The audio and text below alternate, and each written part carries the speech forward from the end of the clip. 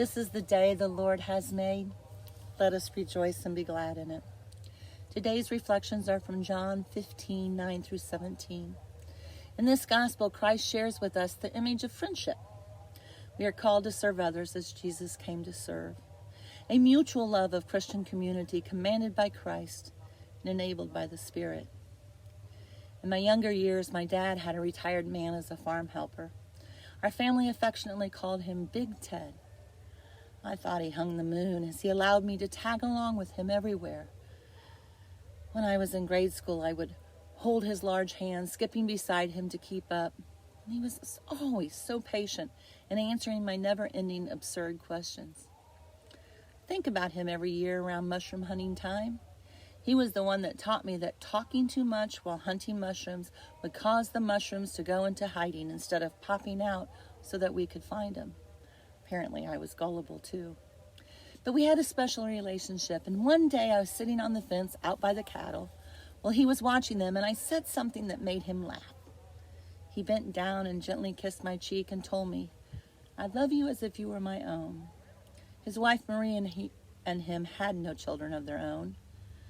That night I got out of my bath and my mom wrung out the washcloth and aimed it towards my cheek to erase apparently some dirt that was still there. I yelled, "No!" She told me I had to clean my face. And tearfully I told her what happened. I didn't want to erase Big Ted's kiss. I had to keep it. I believed that somehow it carried his presence. It's what made me feel special. My connection to him. Of course, eventually I did have to wash my face. And as I grew older, I realized my reluctance to wash it off was at a deeper level, trying to hold on to that connection, to be remembered for having a special place in Big Ted's life and his and mine. Perhaps you've had a similar experience or relationship with someone. At some level, we all have a desire to know that we matter. As the branches of the vine from last week's gospel, we are created to be connected, to matter to someone, to be remembered. I don't believe that desire ever leaves us, regardless of our age or the circumstances of our lives. We want those connections, and we are to be those connections to others. It changes our reactions to the circumstances we encounter, because we know we're not alone. We have the presence of someone to comfort us, encourage us, and reassure us.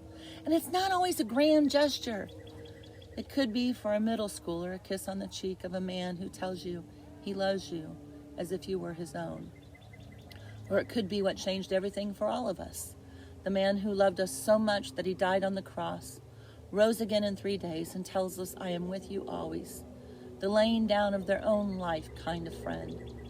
I can't express enough that Big Ted's kiss in itself that day so long ago really wasn't the gift. It was the connection he made with me. He didn't give me something. He told me I was valuable to him by his actions.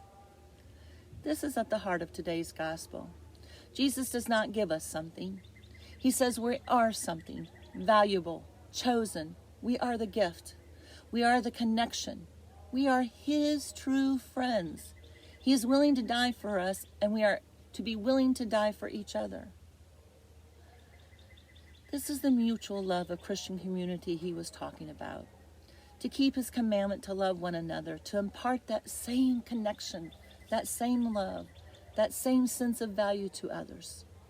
A kiss on the cheek that tells another how much they matter, how valuable they are to you. Thanks be to God.